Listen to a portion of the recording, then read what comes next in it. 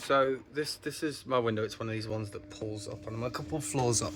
Oh, I'm not allowed to vape in here, and the sensors are a little bit overly sensitive. So basically, what I did was I've got basically it sucks the vapor out by my window.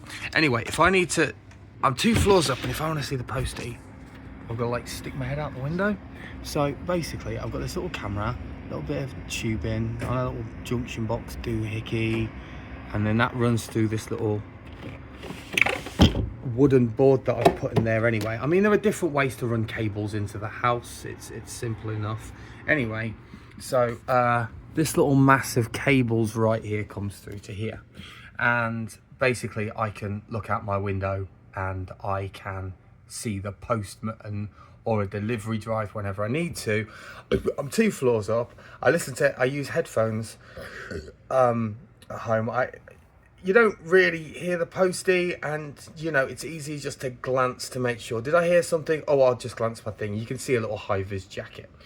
So the junction box here, this is just a waterproof junction box. I mean, it's just a simple ass little thing, and I got a little bit of strap, and I just kind of screwed it and nailed it into place on a bit of board. It's the simplest thing. And so I've got a Pi 02. Pi 02. And then that's hooked up. Okay, so this is a Geek Pi, otherwise known as 52 Pi. Just a simple little screen. I just mounted it onto a piece of acrylic, which I then screwed into the wall. It's got 2 inputs, HDMI and power and touch. So this is my power cable. So my power cable comes from these plugs down here. It goes up here, and then I just sort of loops it over to make it easy. So I can just pull the power when I turn it off. Don't just yank the power, of course. Shut the damn thing down first.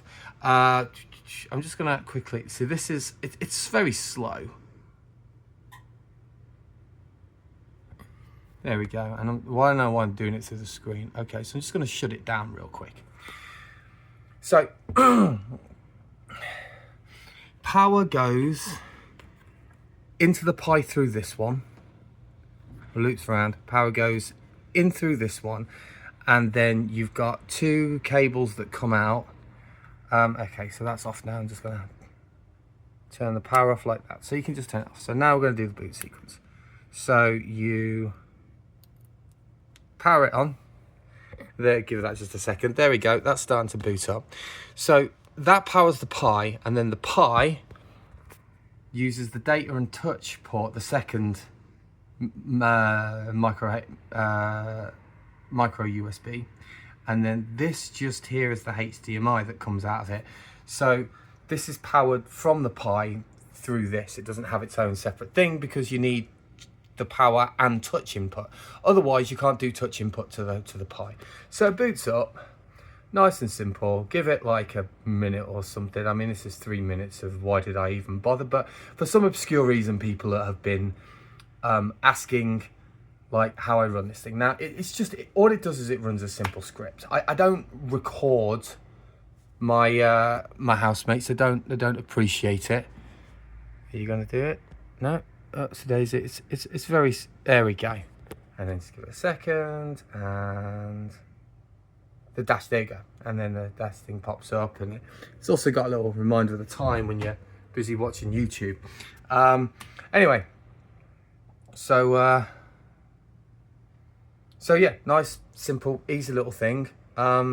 But yeah, I really like these 52 Pi screens, these Geek Pi screens, and I also like the WaveShare ones, depending on what you're going to use it for. But I literally just asked AI how to get this little bit of code up and running. But for those of you asking on Reddit about my project, here it is.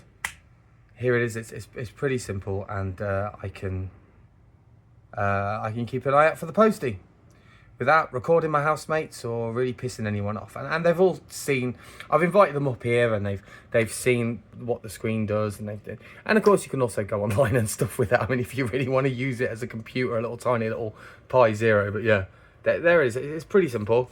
And the junction box is just a cheap little waterproof junction box. Just make sure you've got one with enough space on it, and get the cables running through this bit of conduit, and It was a pain, but I got it working, and there was a little bit of hacking the box, like cutting into the box a little bit and being extra careful and mounting things and gluing stuff in place. Use some hot melt glue to get the camera to stay, but you know, it works. It just works. There you go.